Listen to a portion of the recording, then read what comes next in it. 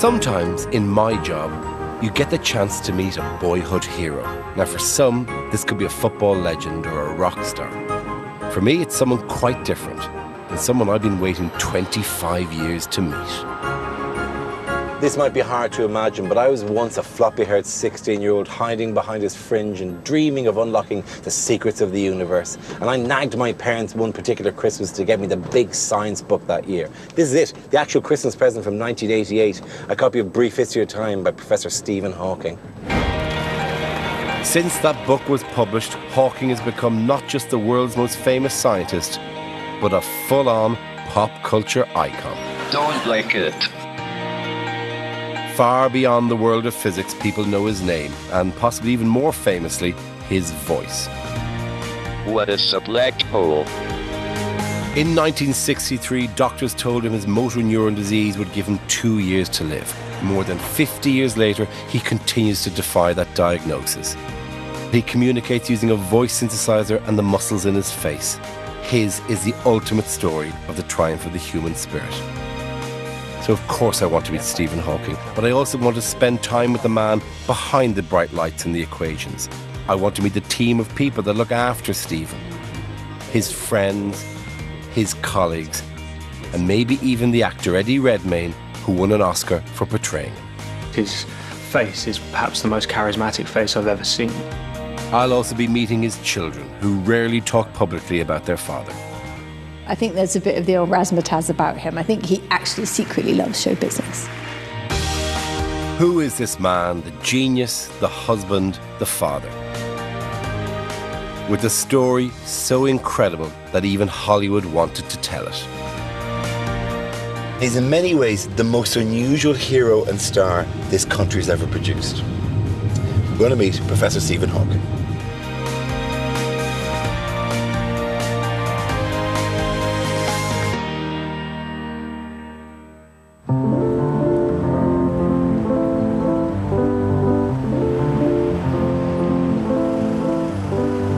I'm meeting Stephen in a central London hotel today, a very special day.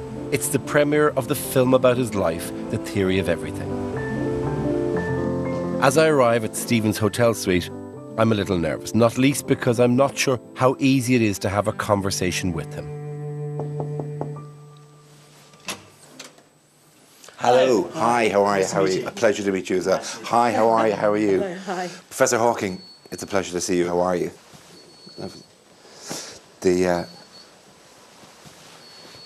Lovely to see you, by the way. I've only just opened my mouth and already I've misjudged this. Stephen speaks by spelling out his responses at an average of 1 word per minute, so I could be left here on one knee for some time. Sensing my awkwardness, Stephen's housekeeper Pat generously provides me with a chair. Ah, thank you very much. You're very kind.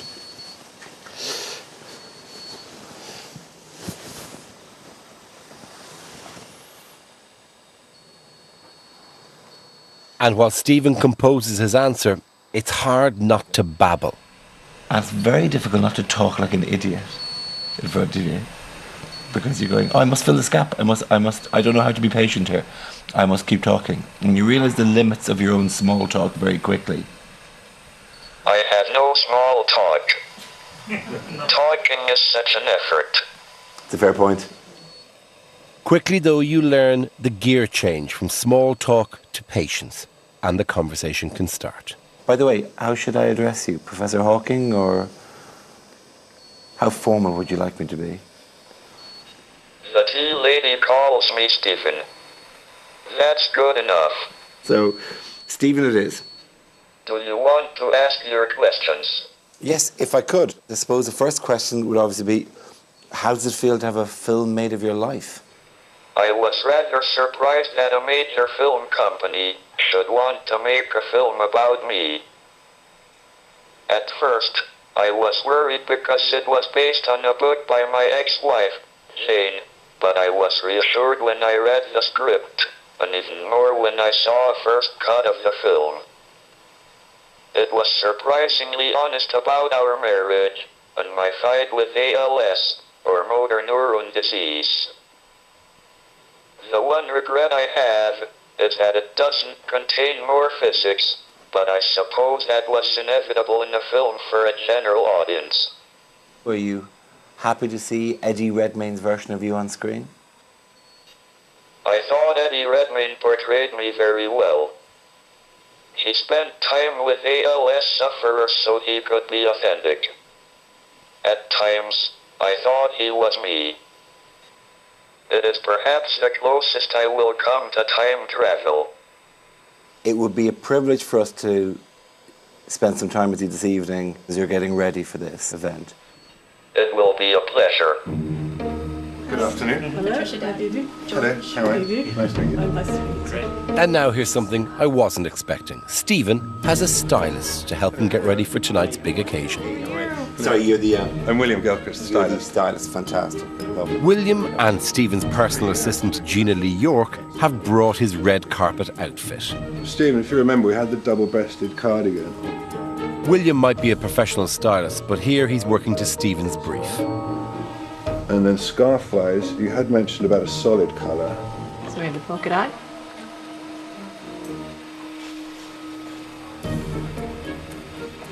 The cashmere. Keeping it elegant, keeping it simple. The second scarf. I like plain. Okay. Fabulous. You're all set? Thank you. Good stuff.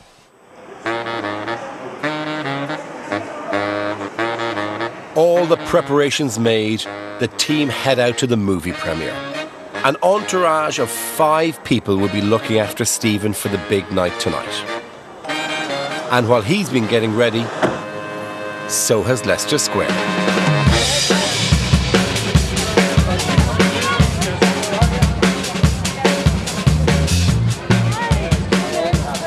The stars of the film and assorted special guests have gathered for the fans and for the paparazzi cameras alike. It's the big opportunity for the film stars Eddie Redmayne and Felicity Jones to promote the film. Although frankly, anyone turning up with a vaguely famous face gets a camera stuck up their nose, including me. But the real star of the premiere is just arriving. Ladies and gentlemen, the man whose life the theory of everything is based on. Please welcome to Leicester Square, Professor Stephen Hawking.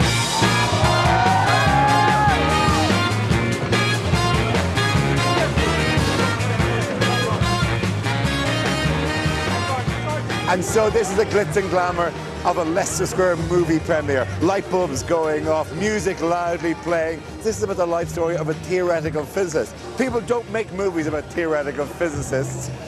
To solve that riddle, we should probably get out of here. We should maybe go to Cambridge, meet Stephen Hawking and his family where they live, see where he works, and find out who he really is.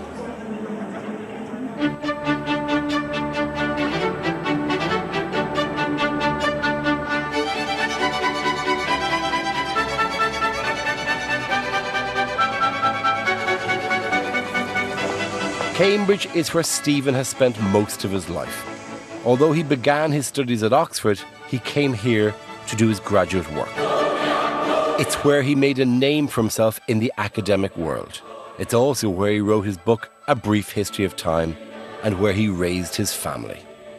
It's where he still lives with his support team.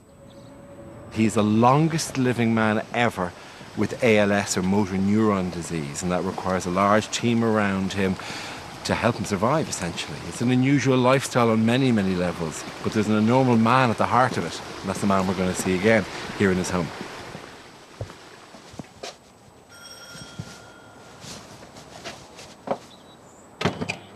Hey, how are you, Pat? Good to see you. Nice to see you. Good to be here. Hello. Before my visit today, I sent Stephen my questions in advance. He needs the time to prepare his answers because he has to spell out each word letter by letter using just the muscles in his face. Stephen, thank you very much for inviting us into your home. I have a number of questions that you've been very kind enough to answer for me. My first question for you. You were diagnosed with motor neuron disease more than 50 years ago, and you were said at the time, the diagnosis said that you had 2 years to live. Essentially, the question is, how are you still here?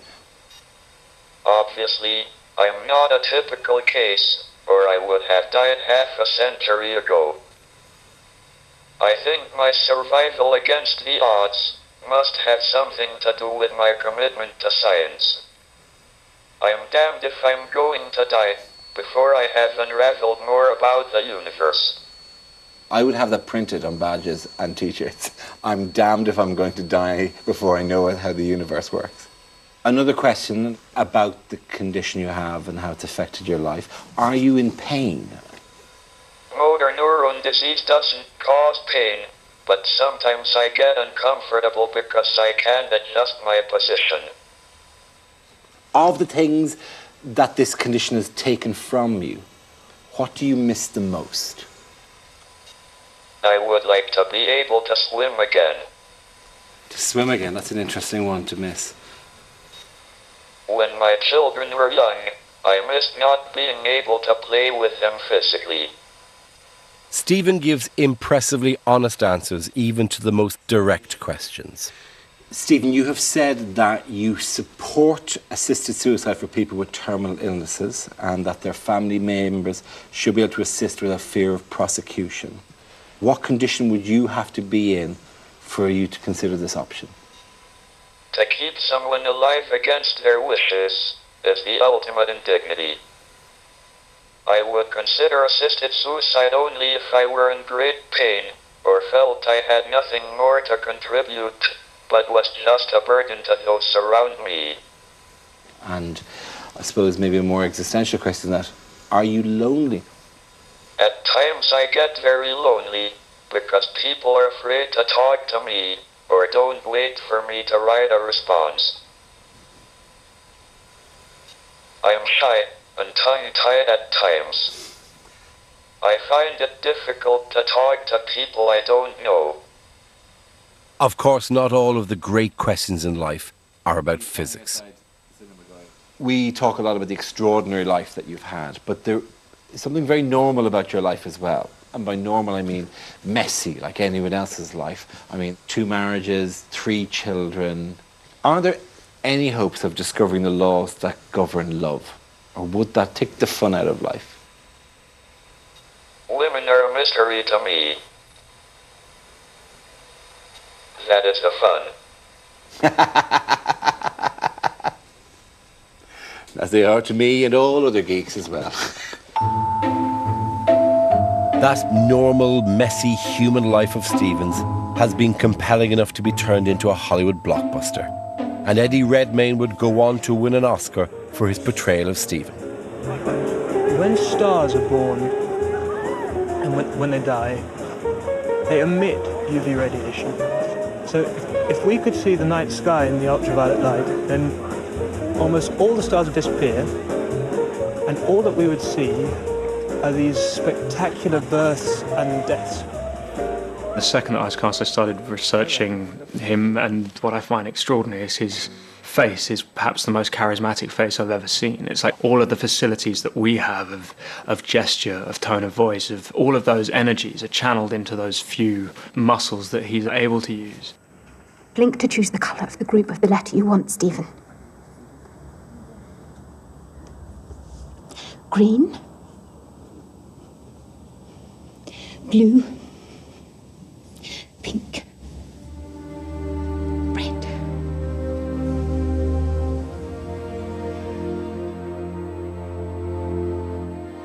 A huge influence on Eddie's portrayal was advice he had from 2 of Stephen's children. The great inroad to that was meeting Lucy and Tim. And I spent a long time going to a motor neuron disease clinic and really trying to educate myself on the disease, and met many people who were suffering from it and wanted to be absolutely authentic to the disease, but I was being quite respectful. And then Tim said, yeah, but we did used to get into Dad's wheelchair and use it as a go-kart, or we did used to put swear words into the voice machine and press play. You know, that was just such a revelation for me, because that was like, of course, it's just a normal family doing, you know, dealing with pretty extreme circumstances, but with humour and with fun. Exactly, wind back the clock. Wind back the clock. Is that what you're doing? Stephen's first wife Jane is played in the film by Felicity Jones. Okay, winding. She was touched by just how unusual their life together was. Winding. I started to see Jane was someone who when she met Stephen, she never patronised him, and I, in some ways, I subconsciously absorbed that. And then every time in the preparation of the film, I'd find new things and contradictions in this couple who both lived extraordinary lives.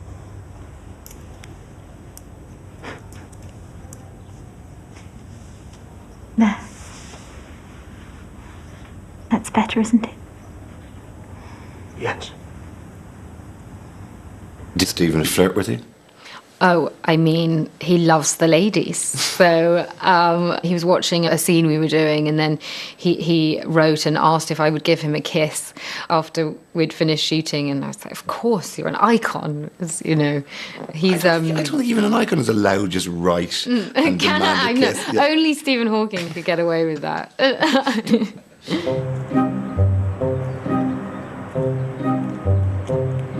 But how accurate are these Hollywood biopics anyway? Only those who lived through it, Stephen's family, can really tell you. Stephen and his first wife Jane had 3 children. The eldest, Robert, here on the left, lives in Washington State in America. But Lucy, with her son, and Tim live here in Britain. So I'm heading to a school in London to meet Lucy. She's a writer now, and some of her dad's passions must have rubbed off on her, because she and he have co-authored together a series of children's science novels. So many things are possible, but you have to imagine them first. Can you imagine a future that no one else has thought of?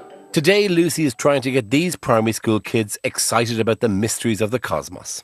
And so we have a mystery spaceship in orbit around the Earth. Sometimes this spaceship is invisible and no one knows who it belongs to.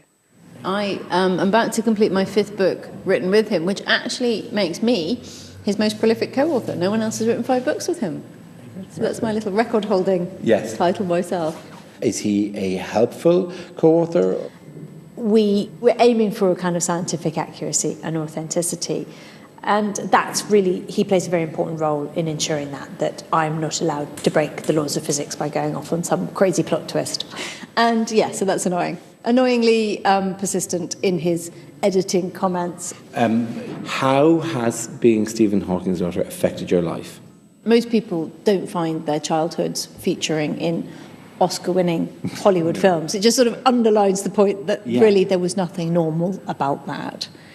So it's hard to sum it up. I did read something that an astronaut said about what's it like to be in space. And I felt a lot of resonance with his quote. He said, being in space is a strange mixture of the really prosaic, like the everyday, and the deeply extraordinary, being in space. And that's kind of how I feel. That's what our lives with Dad are like. They're that strange mix of incredibly ordinary, but deeply extraordinary at the same time. How strange is it watching the film of all of your lives? The first time I saw it with my brother, it was just the 2 of us when we watched it, and we saw it in a private room at the film production company, and I just bawled my heart out. It was so astonishing to me to go back in time in the way that it did, and to see things that were just, I saw my grandparents who have all died, and there they are on screen. I saw the house we used to live in. I saw our whole story playing out in front of my eyes, and I walked out just stunned. But the bit that really gets me is actually a bit that, funnily enough, other people don't seem to like. At the end of the film, my father, played by Eddie Redmayne, is giving a lecture, and he goes into a sort of reverie at one point, and he gets up and walks, and he picks up a pen off the floor and returns it to the young woman. Oh, I'm going to cry now. That bit slays me, because I've never seen my father walk, and I have this sort of dream in which I see him walking. And when I watched that, I wanted it to go on forever. I wanted that bit to last for around 44 and a half years, because it was like seeing our father as he would have been without motor neuron disease. So that was the bit that really broke my heart. Well, I asked, of the things that your condition has taken from you, what do you miss the most? You did say, when my children were young, I missed not being able to play with them physically. That's sad. Yeah. Did you miss it? You said, or did you? Yeah, I did. And of course, I have a lot of friends now who have small children, and especially with my male friends, you know, I see them pick up a small child, and it kind of really reminds me that that was something my father couldn't do. And that I find quite poignant and quite painful, because that would have been really nice.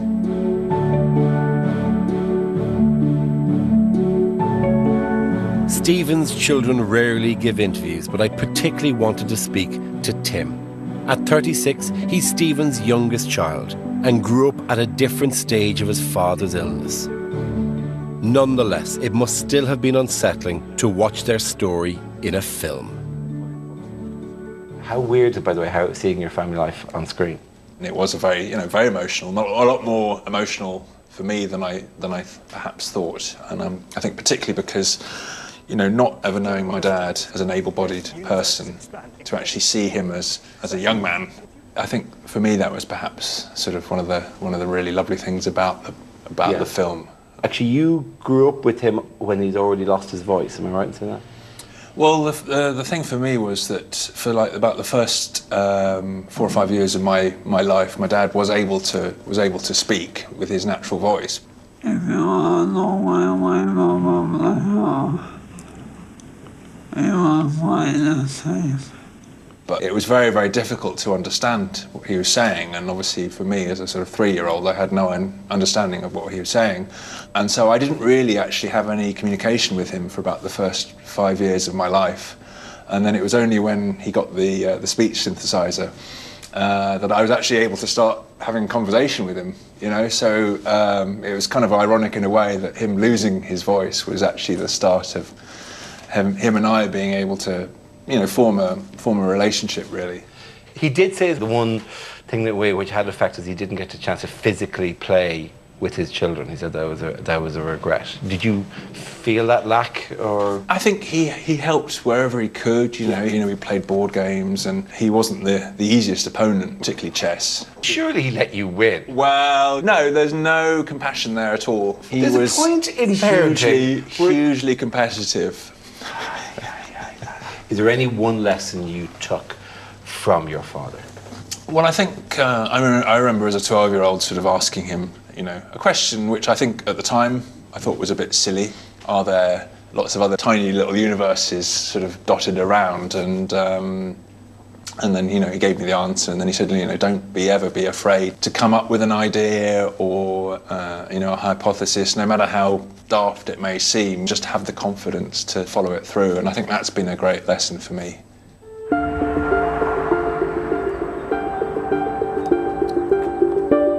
Another way in which Stephen Hawking inspires is in his sheer work ethic. Even at 73, even after 50 years of motor neuron disease, if he's not working on new science or attending a conference or writing another book, he's got a full schedule of work and social events to go to.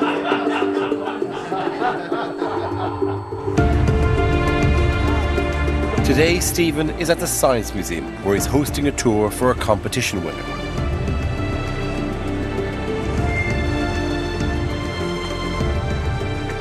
This constant flurry of activity couldn't happen without the help of his technical assistant, Jonathan Wood. He's at Stephen's side to make sure things run smoothly. You are led downstairs, down the ramp, to meet Adesa. I handle all of Stephen's technical things, like I prepare his slides, I look after his computer, I book his holidays, I look after his car, anything that, obviously Stephen can't do because he's in a wheelchair, I help him to do. It's very obvious, you can tell that there's communication that he can make with you that I don't see. Yeah, to people sort of closest to Stephen, he's very expressive with his facial gestures. Just if he looks at me, I'll know whether he wants me to stay away or whether he wants some attention. Because the chair he's in is, to a certain extent, a life support machine. Then. Right. He's got a respirator on the back of his chair that regulates his breathing, and a humidifier that helps humidify the air going to him. And has the computer ever broken? Has the battery ever gone flat? Well, yeah, we've run out of, forget the battery, or it hasn't been charged up overnight, and we sort of get somewhere. And the problem is that the battery powers not just Stephen's chair, but his computer and his speech. So we end up being somewhere, and suddenly Stephen will kind of go, it's all turned off. And you can just run out of power. Yeah, run out of power. It has happened, and we just have to push him back to the nearest power supply. Rarely, but on occasion. It is a great honor for me to welcome London's official guest of honor to the Science Museum, the home of human ingenuity. Adeze Oyanwa is a very lucky American schoolteacher. She won a prize to get the greatest VIP tour of London. This is Apollo 10, which launched in May 1969 as a dress rehearsal for the Apollo 11 moon landing. Getting a personal tour of the Science Museum from Stephen Hawking might have been a bit overwhelming for Adeze, but it's just one of the many talks and personal appearances that Stephen does every year around the world. But how do you take Stephen Hawking around the world? One woman who's done just that was his personal assistant for 10 years, Judith Crosdale. Judith, how are you? Hello, nice to meet you. Pleasure. She retired in 2014, but still lives in Cambridge with her parrot and the mementos of her travels. I've travelled with him abroad to some very interesting places. I've been to China with him. I've been to Hong Kong, Israel and Chile. Perhaps the most extraordinary place to travel with Stephen was Easter Island. And Easter Island, I don't think had ever had a disabled person visit it because, you know, it's all gravel around the Moai and all the sites. Yeah. But relentlessly, Stephen went out and saw all the Moai, and it was wonderful travelling somewhere like that with him. You know, there wasn't anywhere that he couldn't go. And I stopped thinking about him as being disabled as well, because you think, God, he's a lucky fellow. Look at all the amazing places he's seen. And Stephen met Nelson Mandela. I remember asking Stephen about this afterwards. So what was it like, Stephen? So he said, well, at first I thought he was gaga. He was just staring at me. And I said, well, it didn't occur to you that he may have thought, what on earth is this? How am I supposed to talk to this man? So I said, I'm sure it was, they probably both looked at each other as if they were from another planet. And then there was a lot of bleeping and squeaking and stuff. And then suddenly this voice booms out. How nice it was to meet the great Nelson Mandela. And I imagine, you know, oh, he does speak.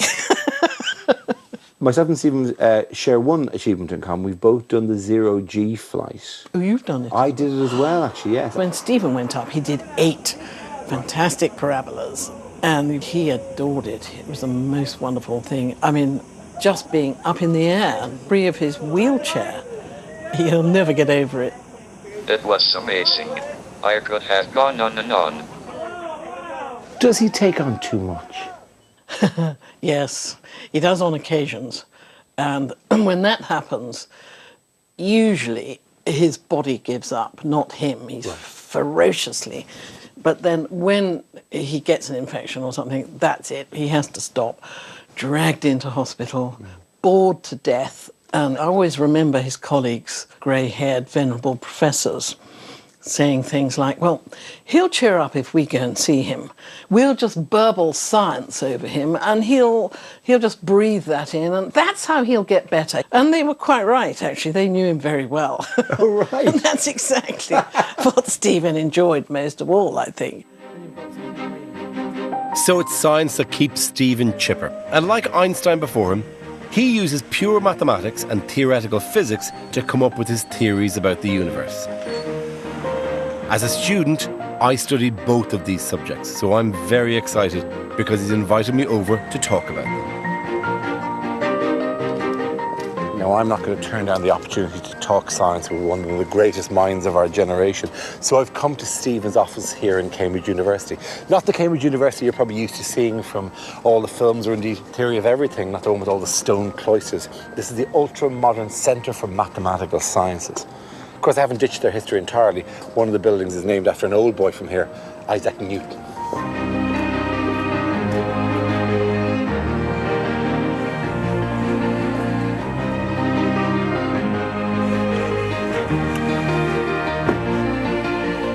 Stephen has worked in this office for 15 years, and decorating the walls are pictures and mementos of his heroes and the people he's met. Like Barack Obama, Steven Spielberg, the theoretical physicist Richard Feynman, and of course, Albert Einstein. But what I'm excited by is what's on Stephen's blackboard.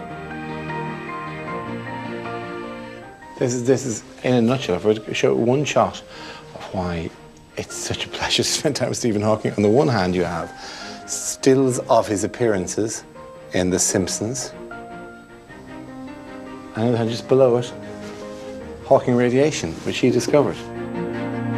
Stephen's revolutionary breakthrough was discovering that despite their massive gravity, black holes send out radiation until there's nothing left.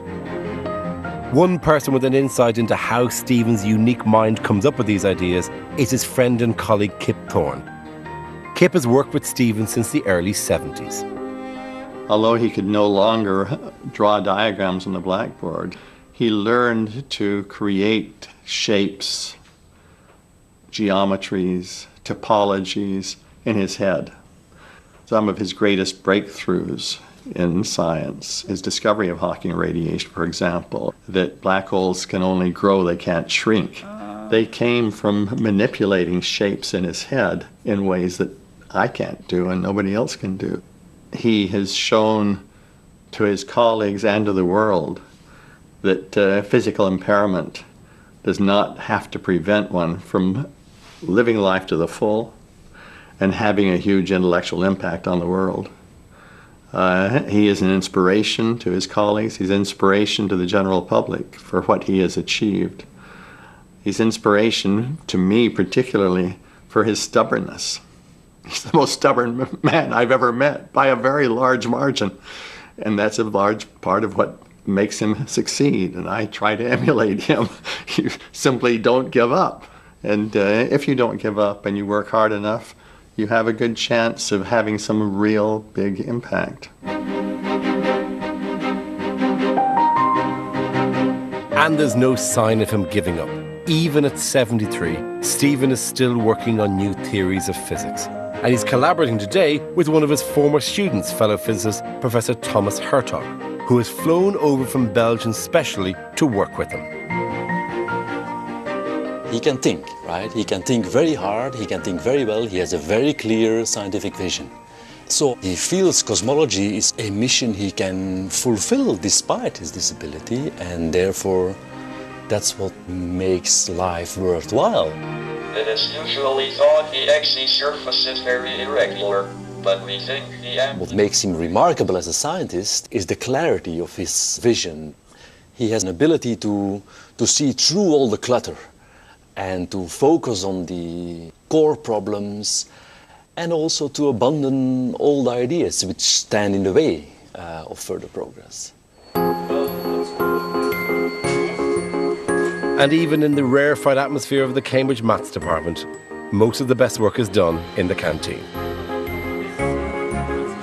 And now I'm excited, because when I studied theoretical physics, neither I nor any of my professors ever thought I'd be sitting down and talking physics with one of the greatest scientific minds on the planet. In physics at the moment, there are these two huge theories. We have Einstein's theory of relativity, which talks about the very big planets and galaxies and gravity and how gravity affects them. And then we've got quantum mechanics, which deals with the very small and the tiny subatomic particles and the forces that work for them. The holy grail for some time has been, how can we draw these two together? It's what people refer to as the theory of everything. And do you think we'll ever achieve that? I think we will eventually discover a unified theory, though it may well take longer than the 20 years I predicted 45 years ago. Your work is at the very edge of what is theoretical and what we're imagining. Does it disappoint you that we might not have an experimental proof of your work in your lifetime? I am resigned to the fact that I won't see proof of Hawking radiation directly. I am now studying whether one might detect Hawking radiation in primordial gravitational waves. So I might get a Nobel Prize after all. That's great. That is a direct pitch to win a Nobel Prize. I like the chutzpah of it. I like the nerve. One final question. In 1992, you postulated the, let me get the name of this correct, the chronology protection conjecture, which basically states that we can't travel backwards in time, thus destroying the Terminator movies. So thanks for that. But even allowing you that, do you think there's any, and if you excuse the pun, future for time travel? Will we be able to use black holes, for example, to travel through time? If you jump in a black hole, you will meet an unpleasant fate. It will be little consolation that your mass energy will be recycled as Hawking radiation. That's tough news for a lot of dreamers, that one, but they have to hear it. This is something I had to bring along today, Stephen. This is my copy of A Brief History of Time, which was a Christmas present I got because I requested it when I was 16. This is an enormously important item in my life because it's managed to go through every house move I've made, you know, to the age of 43, this book. Is it possible to get you to sign this? Yes. Stephen signs books by leaving a thumbprint on them, which means that I am now a very proud little science nerd. What I'd love to do, obviously, is show it to 16-year-old Dara. I think it would actually mean a lot to him to see this book signed by one of his heroes. But unfortunately I can't, because thanks to him I can't go back in time. That's one of your great theories. So I'm stuck here. He'll never know. He'll never know, 16-year-old Dara, that this happened thanks to your chronology conjecture. Lovely. Thanks, Stephen. Thanks. This science icon, one of the most unlikely of celebrities, is in demand all over the world, and he relishes the attention. Please give an astronomical welcome to Felicity Jones and Professor Stephen Hawking. He enjoys a round of applause, particularly if it's directed at him, and the opportunity to express his sense of humour. I am particularly pleased to be presenting this award with the only person on the planet more intelligent than Stephen Fry. Yes, and better looking.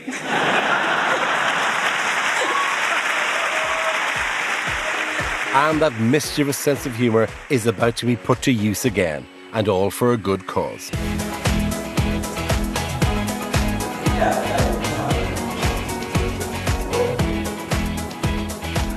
We're here in Cambridge again, but not for academic purposes. He knows his own iconography, but he's very happy to have that used for comic effect. In the last year, he's done Monty Python, he's done The Simpsons previously. We're here today where they're filming for comic relief for a sketch that appeared on the last Red Nose Day.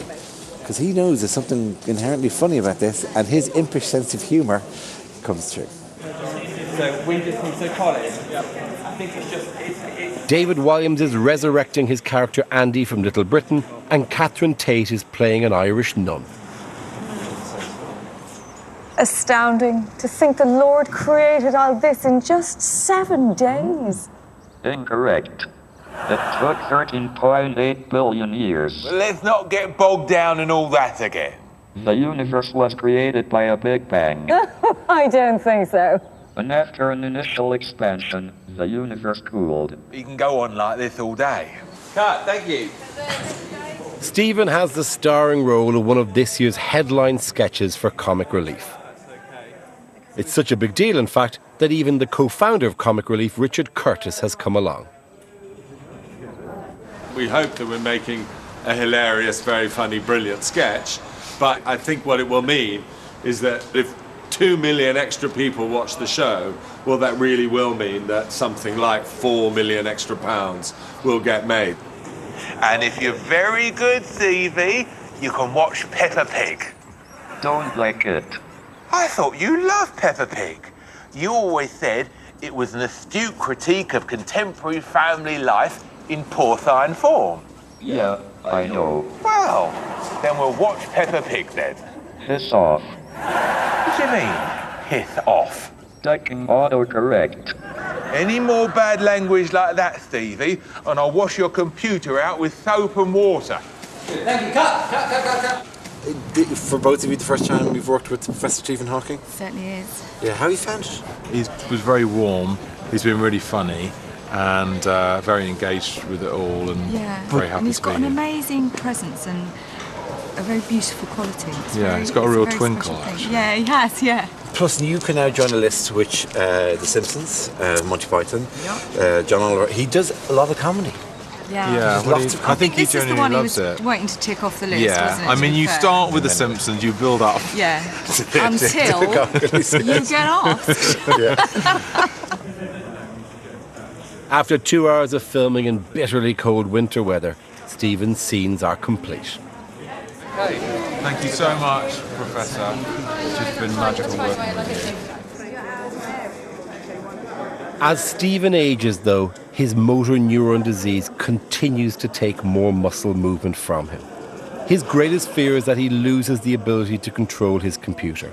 If that happens, he won't be able to speak, and then he wouldn't be able to do the things that are so important to him. So, his technical assistant Jonathan and computer specialists are trying to come up with even more ingenious ways of keeping him communicating. But right now, the blink sensor is only able to detect this one movement. So what we're trying to do here is use a camera to detect the different gesture that he makes with his face. We know he can make 3 different gestures. So what we're really hoping to do with this is be able to reliably detect these 3 gestures. And then we're able to really improve his interface and make it much faster. If all goes to plan, we'll continue to hear Stephen's voice for many years to come. The end of my time with Stephen is drawing near. After all the rushing about, it's quite nice just to relax in his kitchen, reading the newspapers with him. You have, as far as I believe, done submarines, 0G. Stephen has dedicated his life to science, and he's very proud of his achievements. Before I leave Cambridge, he wants to show off about one of them. Over here is my fundamental physics prize, which I won in 2013. More valuable than a Nobel Prize. Yes, the Fundamental Physics Prize is one of the biggest awards in science, bringing Stephen yet more acclaim for his life's work. And the small matter of $3 million of prize money. But there's no end to his ambition. Now he wants to conquer my world. Dara, I have a joke for you. A photon checks into a hotel. The receptionist asks, "Can I help with your luggage?" The photon replies, "No, it's okay. I'm traveling light." Yay! That's a top quality nerd joke. Thank you very, very much. That's excellent. Thank you very much. What is a black hole? I don't know. What is a black hole? Something you get in a black sock.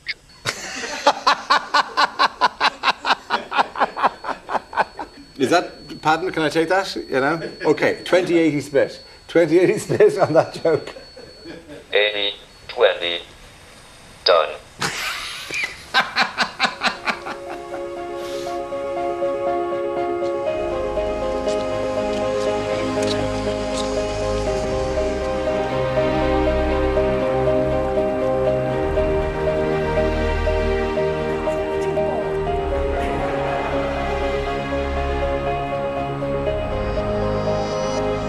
I got a brief history of time as a Christmas present when I was 16.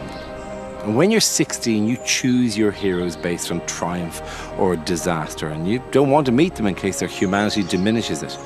Then you get a little older and you do meet your heroes, and you realise that what makes them great is that humanity. It's meeting Stephen Hawking and seeing him as impish and geeky and flirty or curious or stubborn or warm. Just an ordinary dad and granddad who happens to have triumph and disaster in his life and to have risen above it.